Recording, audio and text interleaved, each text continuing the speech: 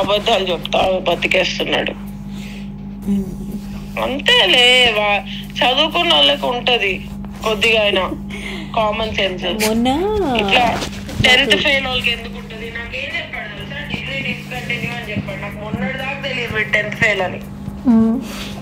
మొన్న తెలిసింది 10th fail అని. అది కూడా ఏదో డిస్కషన్ వస్తే గణేష్ అన్న చెప్పేశాడు. గణేష్ అన్న ఎవరో చెప్పారు, నాకు గుర్తులేదు. చెప్పేస్తే అప్పుడు ఏం ఇట్లా చూసా, తర్వాత చెప్తా అన్నాడు. తర్వాత చెప్పాడు మళ్ళీ, లేదు నేను 10th ఫెయిల్ కాదు, వాళ్ళు అట్లా అనుకుంటున్నాను, 12th డిస్కంటిన్యూ చేసా అంతే అన్నాడు.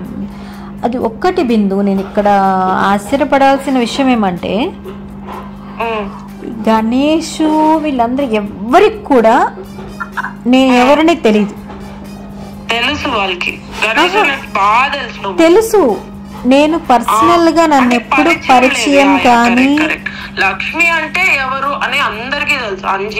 అంజీ కానీ వీళ్ళందరికీ తెలుసు. గణేష్ తెలుసు, అంజీ అన్నకు తెలుసు. అంజీ అన్న నగిరి స్టేషన్ కి కిరణ్ ని తీసుకెళ్లిపోయినప్పుడు నాకు హాసిని ఫోన్ చేసింది. ఆంటీ నాన్నను తీసుకెళ్ళిపోయారు ఇలా స్టేషన్ కి అంటే, యాక్చువల్ గా కార్ వచ్చి మా ఫ్లాట్ లోనే పెట్టేవాడు. నేను ఏం చెప్పాడంటే పక్కన ఎవరో అపార్ట్మెంట్ లో పెడతా కారు పార్కింగ్ లేక అని చెప్పాడు. లేదు, మా ఫ్లాట్ లోనే పెట్టేవాడు. నేను అక్కడ ఉన్న అపార్ట్మెంట్ లోనే పెట్టేవాడు కారు. అప్పుడు యాక్చువల్ నాకు కార్ లేదన్నమాట, తనకే కొనిచ్చాను కదా. ఆ తర్వాత నేనేం కొనాల్సి వచ్చింది, ఎందుకంటే పిల్లలను క్వశ్చన్ చేశారు, నువ్వు అతనికి కొన్నావు మమ్మీ కారు, అది 3 కార్లు కొనిచ్చావు, 1 కాదు 3. ఇప్పుడు మనకంటూ లేదు కదా అంటే, అప్పటికి కూడా నేను వెళ్ళి మర్చిపోయా, ఏదో సెకండ్ హ్యాండ్ ఆడి కొన్నావంట, నా మీద పోటీకి కొనింది, డబ్బులంతా వేస్ట్ చేసింది, ఎందుకంటే పోటీకి కాదు, పిల్లలు అడగరా బిందు, నువ్వు అతనికి కొన్నావమ్మా, నువ్వు అతని కోసం కొన్నావు, మాకెక్కడమ్మా అని చెప్పి వాళ్ళు అడగరా. అందుకనే వెళ్ళి నేను అప్పటికి కూడా డబ్బులు వేస్ట్ చేయాలనుకోలేదు బిందు, ఎందుకంటే నేను చాలా లాస్ అయ్యా అప్పటికే.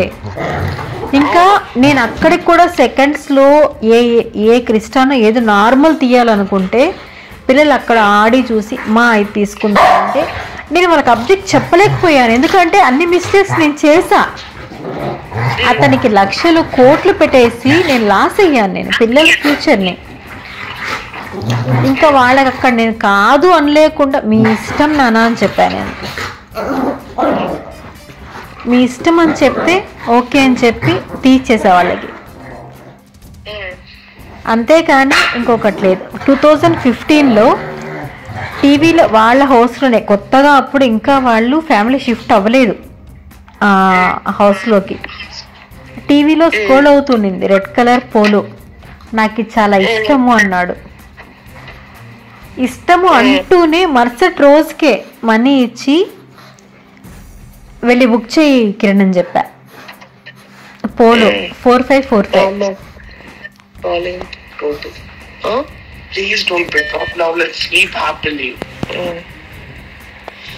లక్ష్మి సరే బిందు, నువ్వు పడుకో. బాబు పాపం చాలా ఫీల్ అవుతున్నాడు, వాడు చాలా పడుకోలేకపోతున్నాడంట.